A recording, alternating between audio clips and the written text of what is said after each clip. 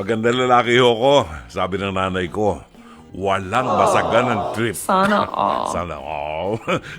9:37. Marami kang pinagkukwentuhan ni Laila. Mga kaek-eka na mga bagong nasa industriya. Diyos ko, gumawa kayo ng magandang dahilan. Gawin niyo sa akin yan o kay Divina Valencia, makakatikim kayo. Diba? Oh. Oy, tatanda ko sa Divina. Pinukpok si Ray. Those were the days na talagang ang mga artista. Aba, ang ganda lalaki ko. Ang puti ko ngayon, Direk. Maraming salamat sa... Sino ba director ko ngayon? Direk Shake? O yun, okay. Iba sa pag-direct Shake ang humawak, namumuti ako. Parang bagong galing ako sa salon, parang nagpa-facial ako. Actually, hindi pa ako nakaschedule magpa-facial. Anyways, gandang gabi ho. Welcome sa programang Dr. Love Radio Show. Ang daldal ni Brother June. Hindi pa ako nakakain ng soldan yan, ha? Hanggang alas 11 ho tayo ng gabi. Ngayon po ay Martes ng gabi. Sos, Ginoo. 28 na ho ng buwan ng Mayo. Malapit nang matapos ang buwan ng Mayo at papasok na ang buwan ng Hunyo, ka-6 na buwan ng taon. Nangangahulugan sa June 23 ay makakadinig na po tayo ng Christmas carols. If June 23 falls on a weekend, June 24, makakadinig na tayo ng Christmas carols. Yan. Jolly old St. Nicholas. Di ba?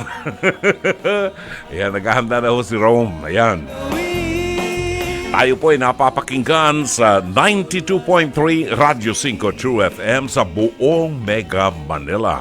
At syempre ho, kasabayan tayo napapanood at napapakinggan sa Facebook pages ng 92.3 True FM at sa Facebook page ng Dr. Love. Pakishare din po ang live stream ng ating episode at para naman po sa mga nais maging bahagi ng ating programa at makibahagi sa pamagitan ng mga kwento, problema na gustong idulog sa ating programa, maaari po kayo magpadala ng mensahe sa ating email. Ang ating email address ay drloveradio5@gmail.com. Pwede rin po kayo maging bahagi ng programa natin. Kung meron kayong mga mensahe, ipadala lamang po sa Dr. Love Facebook Messenger o dili kaya ay tumawag po kayo sa ating mga hotlines 863-15788 at 863-16674. Ang ilan sa mga pilgrims natin nagliliwaliw sa Czech Republic sa Prague. Naalala ko, Prague. Diyan ako nadukutan. Nadukot yung wallet ko. Ubos lahat ng pera ko. Maniwala ka, $3,000 and 2,000 euros. Ubos! Nanlambot ang tuhod ko nun. Anyway, 9:41 is our time. Pagbabalik po natin, ihatid natin sa inyo ang mabuting balita ng Panginoon para sa araw na ito ng Martes. Pagkain pang-spiritual. Mga salita ng Diyos na nag-iiwan ng pag-asa, kapanatagan at kapayapaan. Pagkain pang-spiritual. Hango sa bagong tipan ng banal na aklat. Pagkain pang-spiritual.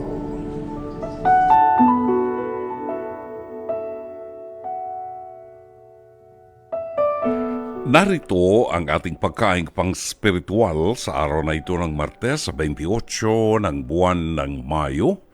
Ang Ebanghelyo ay matatagpuan sa 10 kabanata ng Ebanghelyo sa ayon kay San Marcos, talata 28 hanggang 31. At nagsalita si Pedro.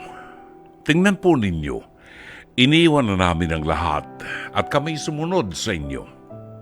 Sumagot si Jesus, tandaan ninyo, ang sino mang nag-iwan ng kanyang tahanan o mga kapatid, mga magulang, mga anak, mga lupain dahil sa akin at sa magandang balita, ay tatanggap sa buhay na ito ng 100 ulit pa ng mga yun. mga bahay, mga kapatid, mga ina, mga anak, at mga lupain. Ngunit may kalakip na pag-uusig. At sa panahong darating, magtatamo siya ng buhay na walang hanggan. Ngunit maraming nauuna na mahuhuli at maraming nahuhuli ang mauuna.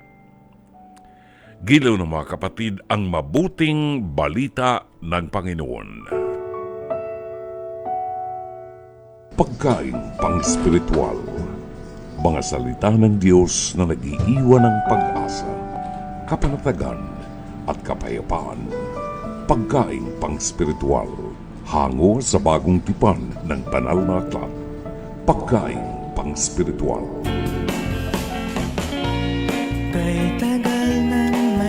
Akala ko ay June 14 ang araw ng watawat. Hindi pala, kapatid. Ngayon pala ay ginugunita natin ang ika-59 na pagdiriwang ng araw ng watawat. May 28 po unang itinaas ang ating watawat at nakamit ang tagumpay sa labanan sa Alapan, Imus, Cavite noong taong 1898. Birthday po yan ni Mike Santillan. Kinakatawan po ng ating watawat ang pag-asa at adhikain ng lahat ng Pilipino saan man sa mundo. Isang palaala na patuloy po nating pahalagahan ang kahulugan ng tatlong kulay ng ating bansa na kumakatawan sa Luzon, Visayas at Mindanao. Tama ba ako, Mike Santillan? Kumakatawan sa karangalan, kabayanihan ng ating bansa. Ayan. At karangalan, kabayanihan ng ating bansa at mamamayan at ang ating pangako na mithiin ng kalayaan, demokrasya at katarungan para sa lahat. Naku, sana totoo. Sana nagkaroon na tayo ng demokrasya. Sana'y malaya na tayo. Ang problema, hindi problema yung pinasok tayo ng ibang bansa. Hindi yun ang nakakatakot eh. Ang nakakatakot, pinasok ng mga politikong ganid sa pera na ninanakaw ang pera ng bayan. Yun ang nakakatakot, di ba? Kaya hindi tayo magkaroon ng kasarinlan. Bakit? Kasi ang kaaway natin, sarili nating mga kababayan na di umano ay naglilingkod sa bayan natin. Pero ang iniisip yung kapakanan ng bulsa nila. Hindi ba nakakaya yan? Ewan ko ba? Nakakaya talaga. Minsan naman masisisi mo naman yung mga butanteng Pilipinong engot. Akalain mo, convicted na. Ibig sabihin, convicted. Napatunayan ng hukuman na nagnakaw ang mga buwisit na yan ng pera ng bayan. Ginamit, ibinulsan nila ang pera ng bayan. Convicted! Ibinoto, nilagay pa sa posisyon uli. Ay, ewan ko sa inyo. Bahala kayo na buhay Nawawalan niyo. ka ng respeto sa ganung uri. Ay talaga, mawawalan ka ng respeto sa mga tao bumuboto sa mga ganyan. Nakakainis, 9:48 na ho ng gabi. Ang ating pong Pest to Pest, hirit ni Dr. Love, ngayong gabi ay pinamagatan pong Rice Rice Baby. Ano yung Rice Rice? Bigas-bigas? Bigas-bigas baby. Hindi ko napanood ito eh. Medyo tinamad akong manood kanina, parang mas gusto ko pang matulog. Ayun. Ito po ay hango sa episode ng Face to Face na mapapanood po weekdays, meaning Lunes hanggang Biyernes, alas 11 ng umaga hanggang alas 12 ng tanghali sa TV5 at may replay po ito 8 p.m. to 9 p.m. sa Signal TV 1PH. Kasama ko natin dito, Carla Estrada, Alex Calleja, Dr. Camille Garcia, Attorney Lorna Kapunan at ang inyong likod, Brother June Banaag, Dr. Love ng 92.3 Radio 5 True FM. Nagkautangan pala ito ng bigas. Alam ko na. Dito kami nagatasan. Oo. Nag-donate kami ng tigi 1,000 piso dito para maibili ng isang kabambigas siya, 2 kabambigas, whatever. Yon. Well, anyway, panoorin ho natin para ma-refresh ang ating memory. Narito ang ating Pest to Pest, Hear It ni Dr. Love. Makakasama natin ngayong umaga si Naneth. Ano ang inirereklamo mo, Naneth? Sa bigas po, ma'am. Dahil po ilang buwan na po hindi po nila nabayaran po.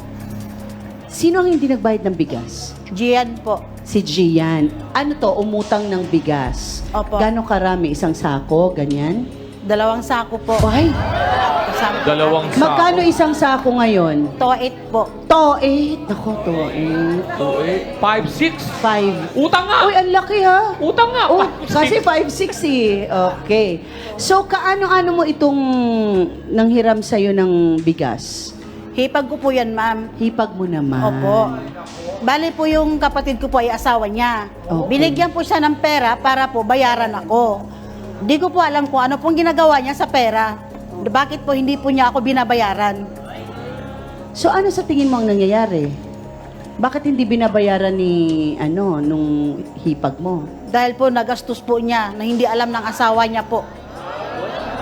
Ikaw alam mo, Opo, ma'am. saan nagastos? Sa mga bisyo niya po. Sige, kwento. Gusto ko po maibalik yung puhunan ko diyan.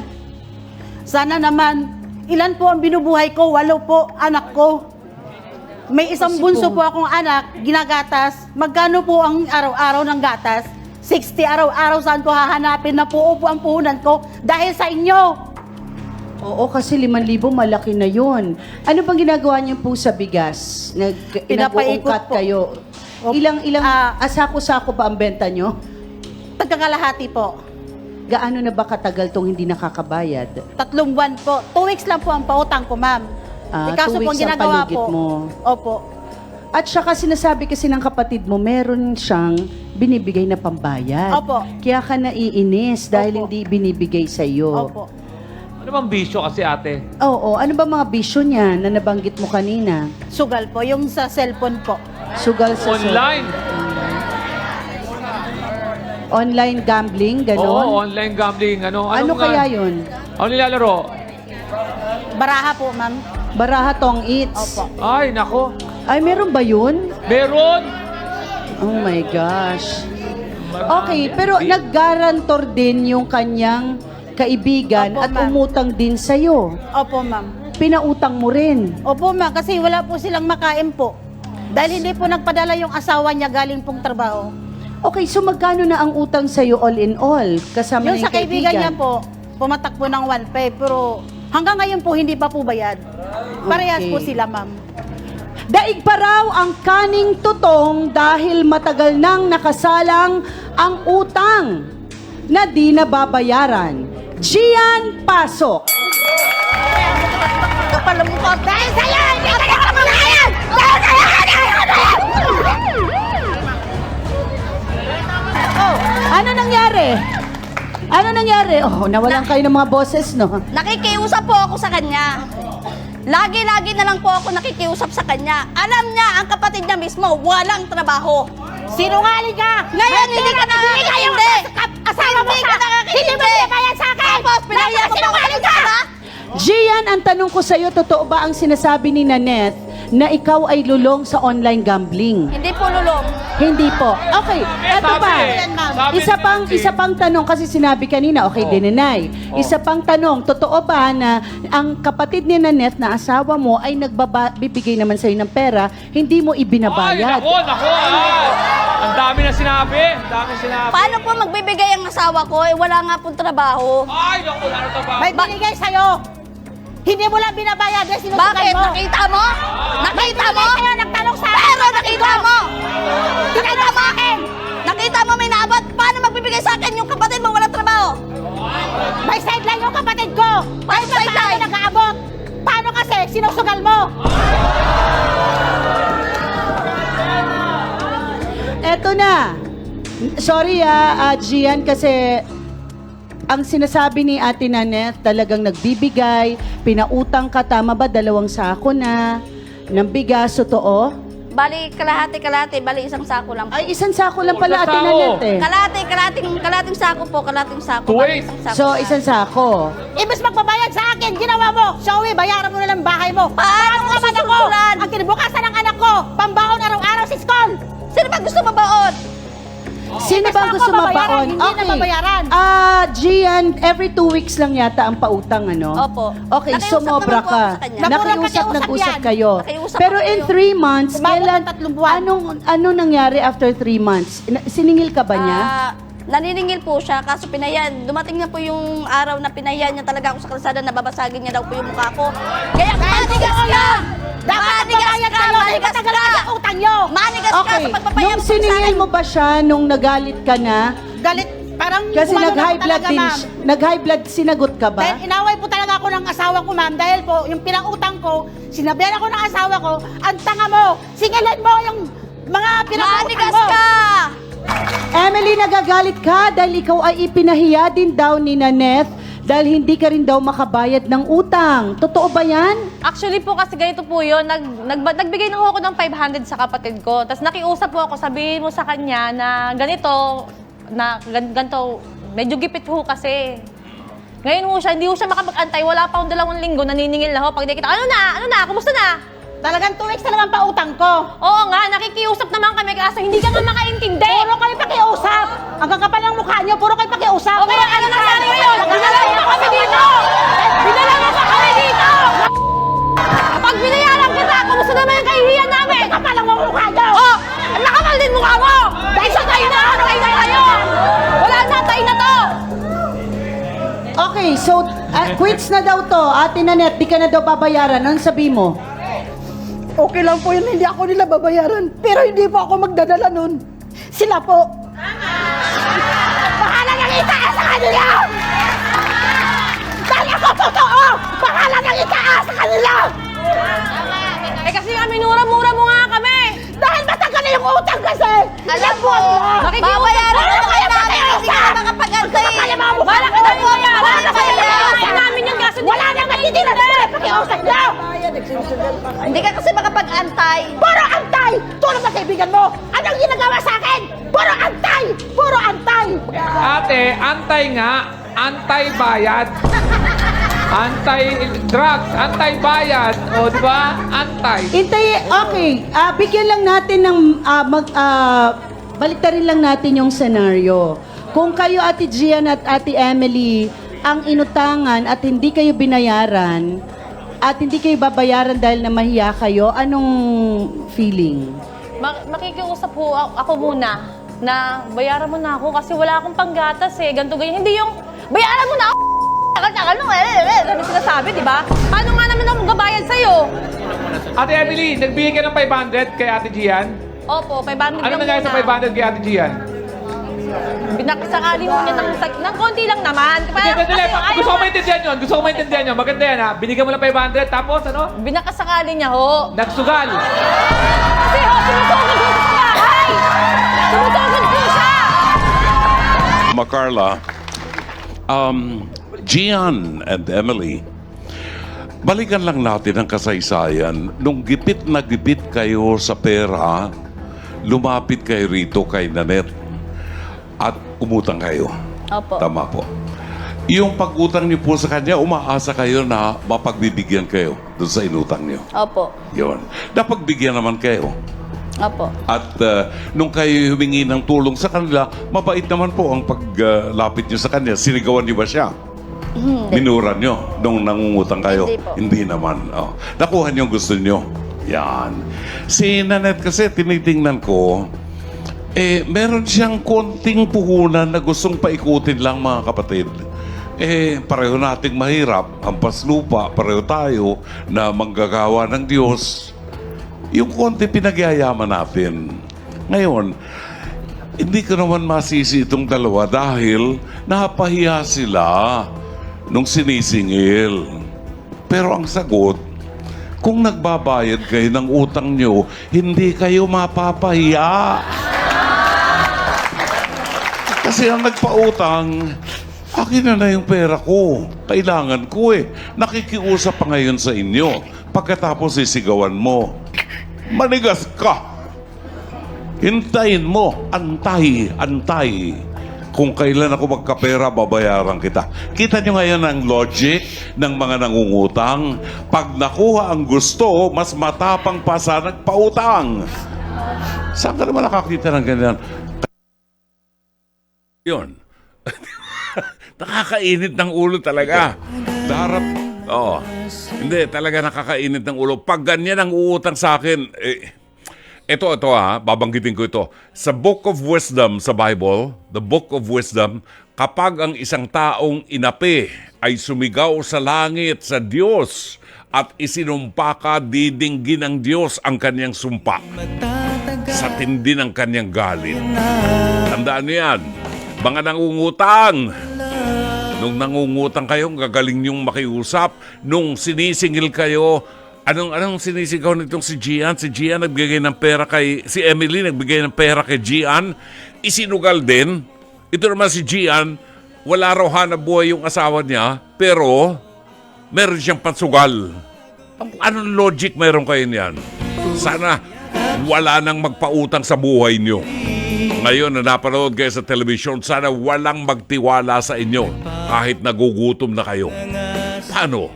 Kasi naman, sabihin niyo judgmental naman, talagang ibabase mo doon sa kilos at ugali ng mga taong yan. Sa kilos nila. Pinautang na nga, anong sasabihin pa sa'yo? Manigas ka. Yan ba na pala niyo matapos yung nilamon yung bigas na inutang ninyo?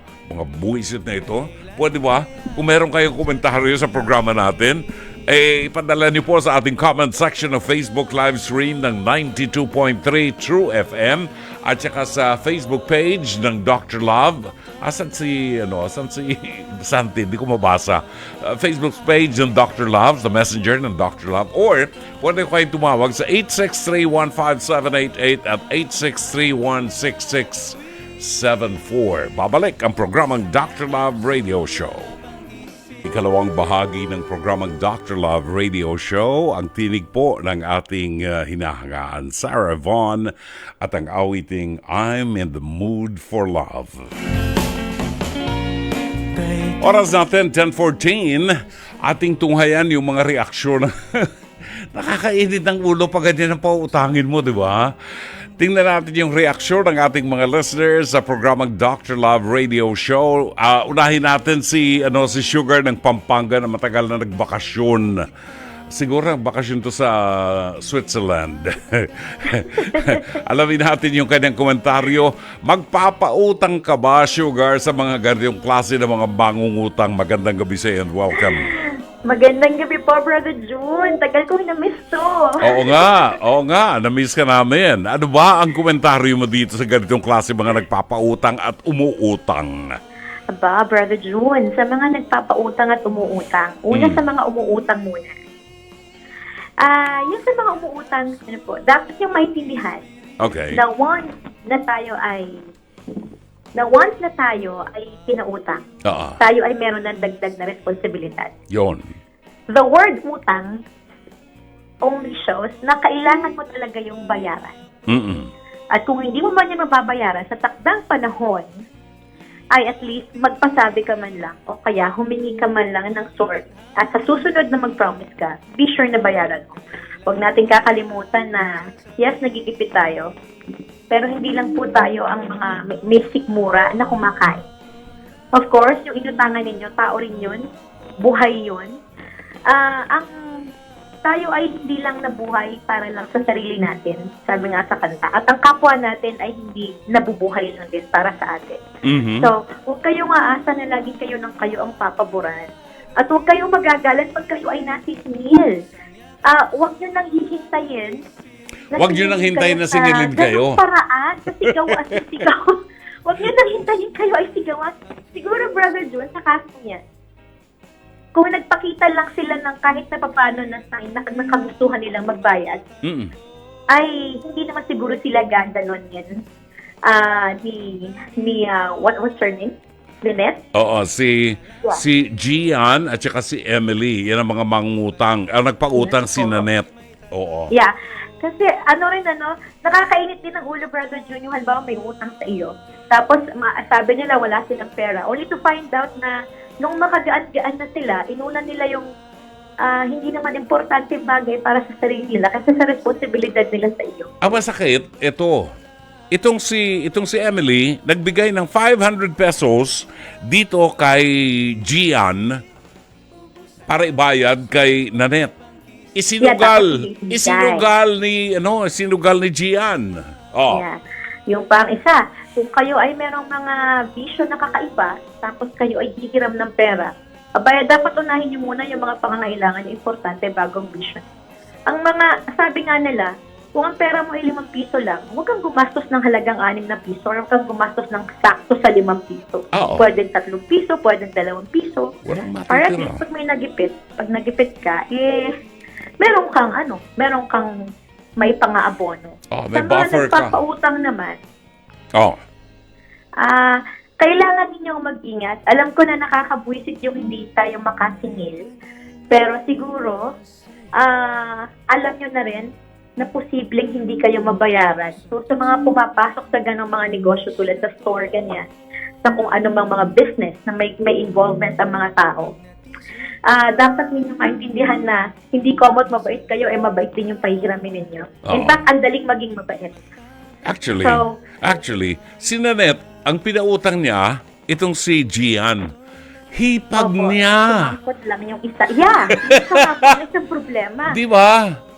Oh. Yung pa nga po ang isa. Sabi nila, wala daw trabaho yung kapatid niya. Yung pang isa, Oh. sa mga umungutang, kung ganun palang alam ninyo na walang trabaho itong si ganito, na asawa ninyo, kung ano man, sana kayo ay gumawa din ng paraan para magtrabaho kayo. Iyon. Kasi hindi po pwedeng isa lang ang sumatagwan tulad nun. Pagka, imagine ninyo, pagka isa lang ang marunong sumagwan sa isang bangka, malulunod kayo pag hindi na nakapagsagwan. Ganun din ang buhay ng tao. Ang problema man ito, Sugar, wala lang ang trabaho yung asawa niya, pero meron siyang pansugal. Susugal pa siya. Exactly. Kapal talaga nito. Yun na nga po. So, siguro lang, sa mga katulad na lang ni Nanette, kailangan na lang niya maging maingat at habaan niya ang pasensya niya. Kasi very risky talaga yung mga negosyong mga tindahan, Oo. yung mga lending. Kasi nandiyan yung posibilidad na hindi kayo mabayaran. Oo. So, dapat haharapin natin yung consequences. Alright. However, kung hindi man makapagpigil, nandyan naman ang barangay, nandyan naman yung kung ano. Hindi yung parang magpakasira siya at magsisigaw dahil merong nahiram na hindi na ibalik. Right. Kasi importante pa rin yung irerespeto pa rin siya ng ibang tao. Well, Kaya ngayon, siya ay magsisisigaw at magmumukha pa siyang nakita na sa national television ang hilat siya ng mga mukha nito, mga mangungutang na ito. And I tell you, wala nang magpapautang sa inyo. Ako pa naman, Kuya Jun, Brother Jun, I don't know if you will agree with me. Masira ka na sa lahat ng bagay, wag lang sa pera. Ay, nako. Alam mo, sa Amerika, hindi ka mabuting tao pag wala kang credit card. Pag wala kang utang. Oo. Kinakailangan doon may utang ka para patunayan na mabuti kang mangungutang. Ayan. At para patunayan na meron ka ding ibabayad pampaganda ng credit score. Exactly. Kasi hindi ka naman uutang pag wala kang pambayad, di ba? Kasi pag nasira ka sa isang company, sa isang bangko na nagpautang sa iyo nagpagamit sa iyo ng credit card, pag nasira ka doon, buong estado ng Amerika malalaman yan, ikakalat yan. So, wala na, sira ka na. Paano pa man yan, Brother June, ang kaduluduluhan yan, ipapaalala ulit natin na ang pag-utang po ay isang dagdag na responsibilidad. Yes. Huwag niyo pong gagawin yun kung hindi ninyo kayang bayaran. Right. So, lahat naman ng tao may pangangailangan. Salamat. Napaka-importante pa rin na responsable tayo. Dahil Thank hindi lang you. tayo ang may sikmura at hindi lang tayo. Salamat. Thank you, Sugar, ng Salamat Pampanga. po. Maraming salamat. 21 minutes after 10. You know, mahalaga niyan, yung inutang niyo, kinain niyo yun. Ipinang haba ng buhay ninyo. Kinain ninyo yun. Di ba? Pag siningil kayo, manigas ka. Anong klase kang mangungutang?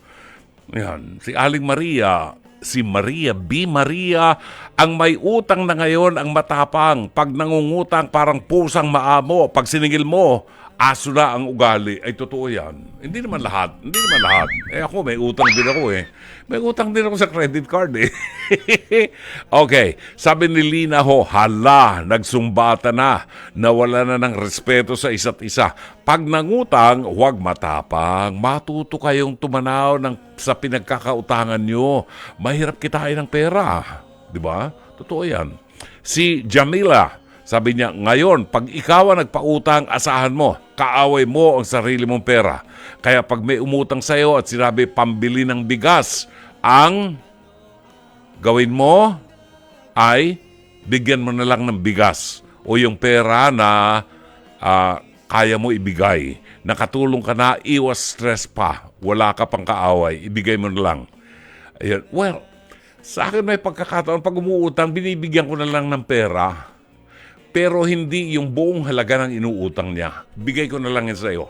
Huwag mo nang bayaran. Para hindi na ako umaasa, di ba? Hindi na tayo mag-aaway. Humanap ka ng iba. Pero ito na lang ang tulong ko sa'yo.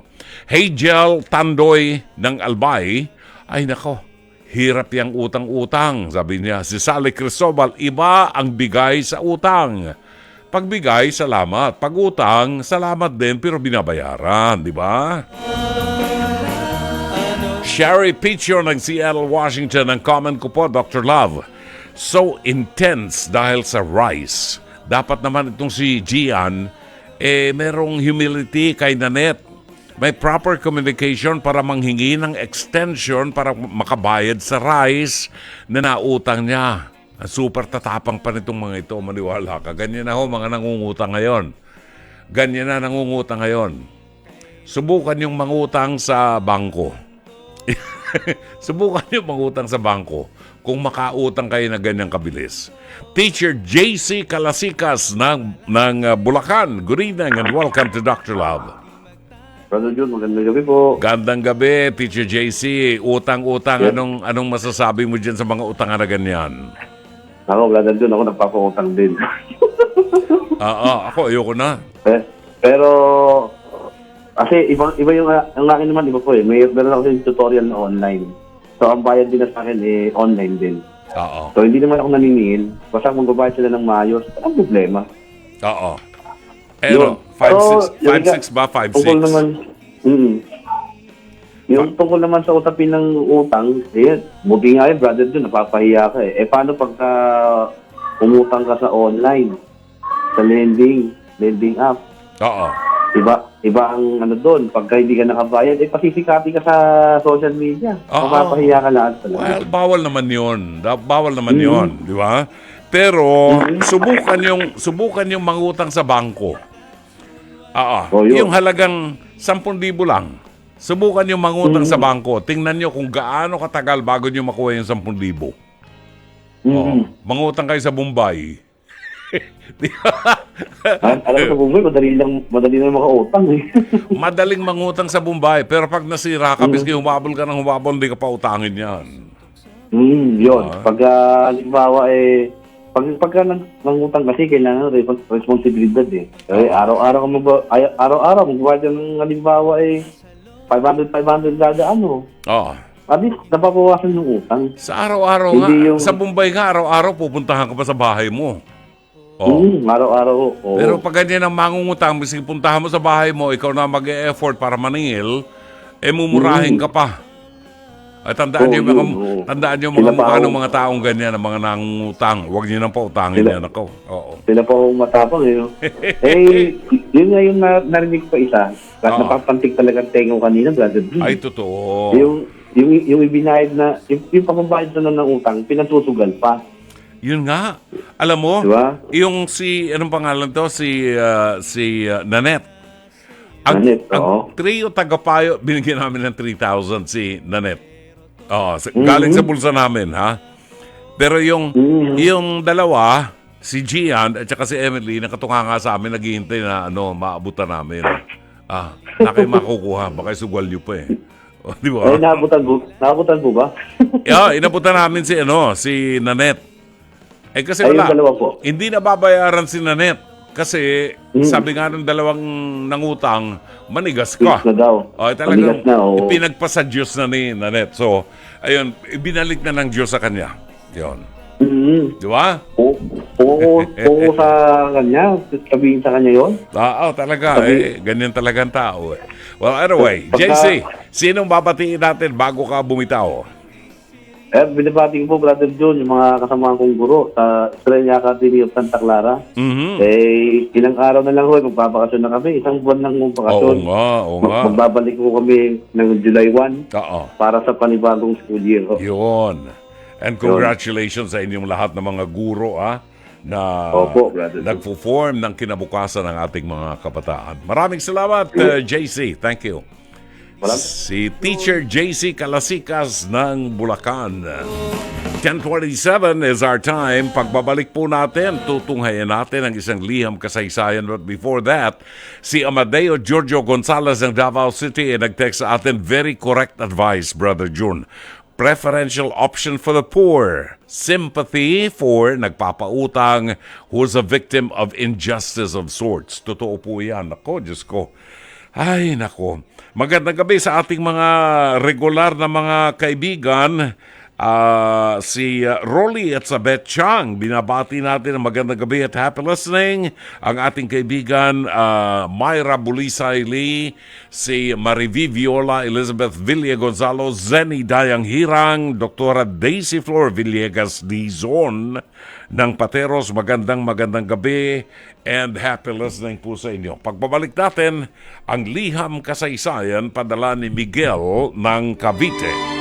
Oras ganap na ang alas 10:33 ng gabi. Bago natin basahin yung liham kasaysayan, gusto ko lang pasalamatan muna ang kaibigan natin, si Dr. Elmer Punzalan, ang dating Undersecretary ng Department of Health, na hanggang sa ngayon ay talagang malapit pa rin sa aking puso at sa pulso ng programang ito. Dr. Elmer Punzalan, dating USEC ng Department of Health. Miss ka na namin, kapatid. Magandang gabi rin at happy listening kay Maria Erica Yeclopena ng San Pedro, Laguna. Pinagdarasal pa rin natin yung kanyang tatay sa kanyang quick and fast recovery. Lance Abilion ng Sampaloc, Manila ay nanonood po ngayon sa FB Live ng Dr. Love. Hopefully by Monday makasama na natin si Lance Abilion, ano? Judith Vicente, buwabati na magandang gabi. Susan Reyes Montinola ng San Pedro, Laguna. Lina Ho ng Plaridel, Bulacan. Angelita Banataw ng Pateros. Jean Peña, bagong pangalan yan si Jean Peña. Shout out tayo kay Emerson Alvarez watching from Pasig City. Lori Feria Flores ng Pasay City. Shari Picho ng Seattle, Washington. Chato sa Avedra Sakluti ng Novaliches, Quezon City. Matagal na nating kaibigan yan. Sonia Aguilion Apante, watching from Hong Kong. Aba, ilang taon na akong hindi napapasyal ng Hong Kong. Kumusta kaya mga Chinese food dyan? Namimiss ko ng pagkain nila dyan.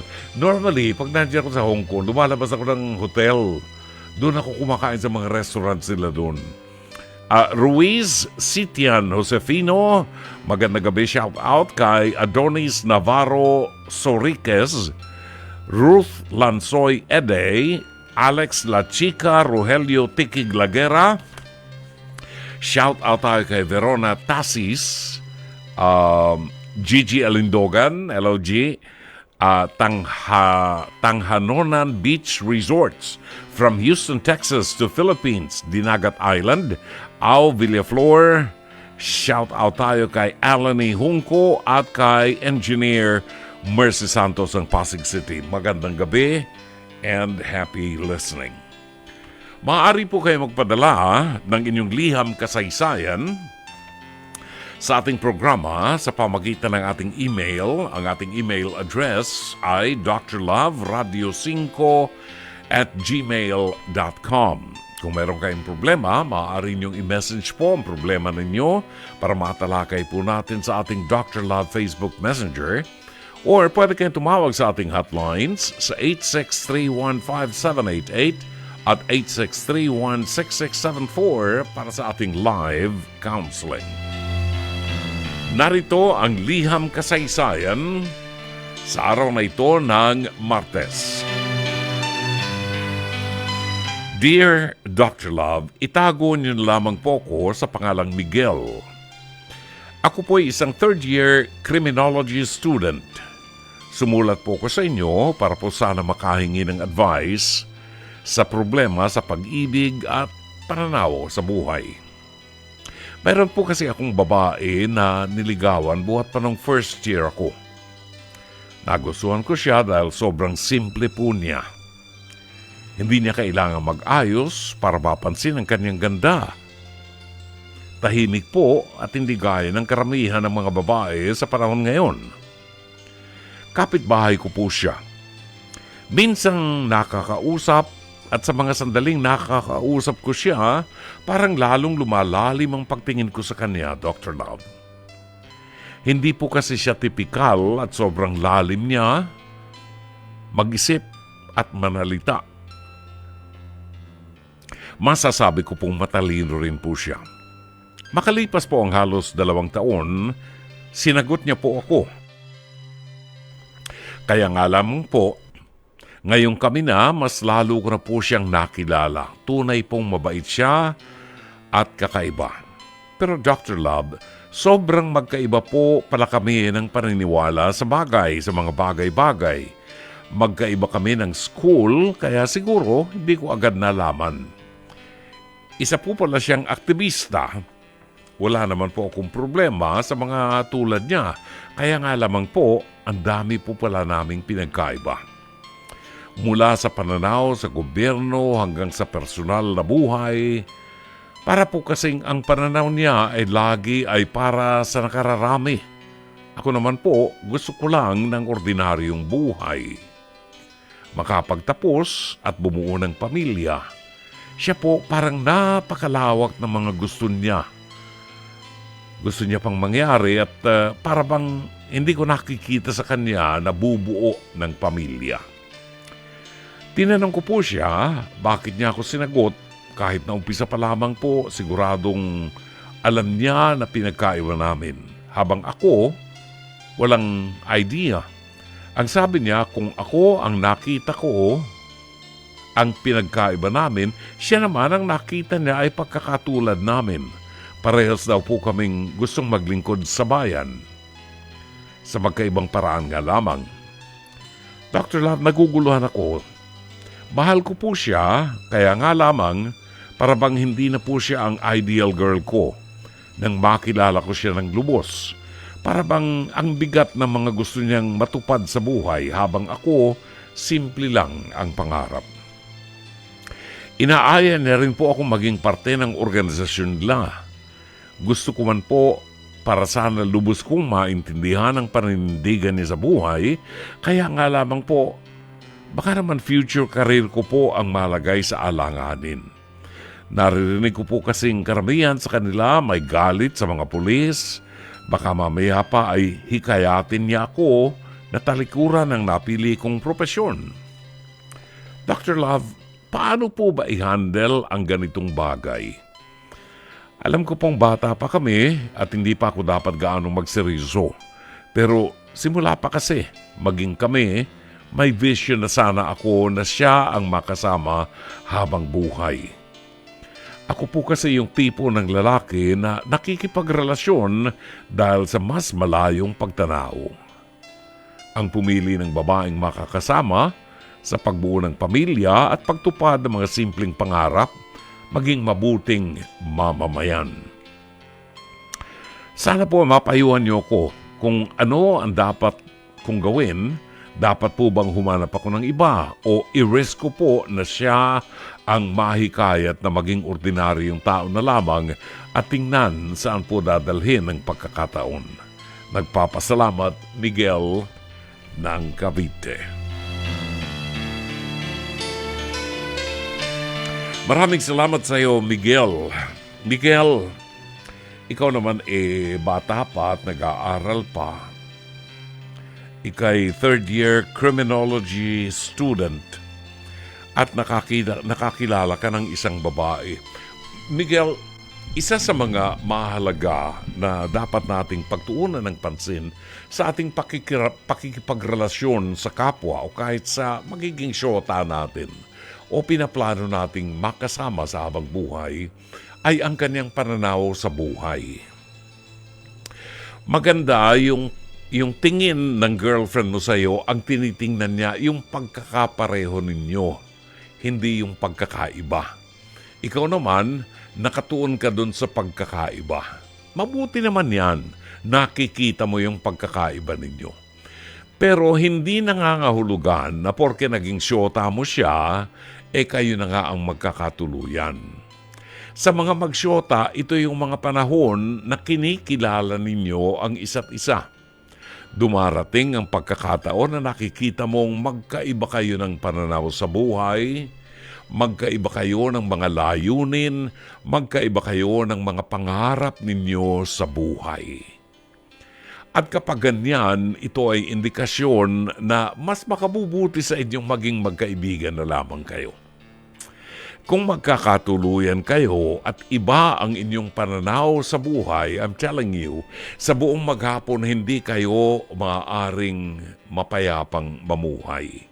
Meron kayong hindi pagkakaunawaan. Kung ikaw, simple lang ang buhay mo, simple lang ang pananaw mo, gusto mo magtrabaho ka lang, pagkatapos uuwi ng bahay, kakain, matutulog, kasama ng pamilya, ganun lang kasimple. May mga taong mas malawak ang mga hangarin sa buhay. May mga taong hindi nabubuhay para sa sarili lamang. May mga taong nakatanaw ang mga mata kung paano maaaring tumulong sa iba. Kung paano maaaring idefensa at palakasin ang kakayanan ng ibang tao para idefensa nila ang kanilang mga karapatan. At yan ang wala sa iyo. Yon ang pananaw ng iyong girlfriend. Kung ito ang pagbabasihan natin, Miguel, nakikita natin ang hindi magandang relasyon ninyo pagdating ng araw sapagkat maaaring sa paghahain lamang ng pagkain sa lamesa, baka hindi na kayo magkasundo. Baka gusto mo nasa gawing kanan ng baso, ang gusto niya ilagay sa kaliwa ang baso sa tabi ng pinggan. Baka gusto mo nakapatong ang kubyerto sa pinggan bago ka kumain. Baka naman gusto niya nasa side ng pinggan ang kubyertos dahil yon ang kanyang pananaw. Pag-aawayan niyo yan. Ang mahalaga ay nakikita mo ang pagkakaiba ninyo. At hindi ako naniniwala na sa lahat ng bagay ay masaya o healthy ang may pagkakaiba. Sa buhay nating ito, marami tayong pagkakaiba kahit na doon sa mapapangasawa mo. Bakit? Sapagkat kaibang tao siya. Pero kung sa lahat ng pagkakataon ay may pagkakaiba kayo sa buong maghapon, magtatalakayan kayo sa loob ng bahay dahilan sa inyong mga prinsipyo sa buhay, hindi magiging masaya ang pagsasama ninyo. Hindi pa naman kayo kinakasal. Ito yung panahon na kung tawagin nga natin ay getting to know each other. And the way we look at it, parang magkaiba ang inyong pananaw at ang inyong takbo ng buhay at hindi kayo magkakasundo sa mga darating na panahon. Sana'y natulungan ka ng palatuntunan ito. As always, Dr. Love. Sarap talagang balikan yung mga lumang awitin, mga awitin ni na Pat Boone, di ba? Friendly Persuasion at ang inyong nadinig Love Letters in the Sand. Bueno, paubos na ho ang oras natin at nasimot na natin ang 1.5 oras ng ating pagsasama. Sana po ay naging makabuluhan ang programang ito sa gabing ito at inaaniyahan namin kayo na makinig bukas alas 9:30 hanggang alas 11 ng gabi dito po sa 92.3 Radio 5 True FM. Sa ngalan po ng ating General Manager ng Nation Broadcasting Corporation, Mr. Raul de la Cruz, ang ating Production Manager, Alvin Maanyo, Cherry Baile, ang ating Operations Manager, ang ating mga producers, Jen Ganda Morales at Mike Santillan, si Director Sheikh Mamaril, ang ating studio technician si Rome Ortigas at ang ating naging PA at avid operator na nang magsimula ang programang ito nandiyan na po siya pero iniwanan tayo at nagbabalik siya ngayong gabi. Uod ng ganda, Jairian Manipon. Ito po naman ang inyong lingkod, Brother June Banaag, OP, pansamantalang magpapaalam hanggang bukas muli. Magandang gabi, maraming salamat. Shalom Aleichem.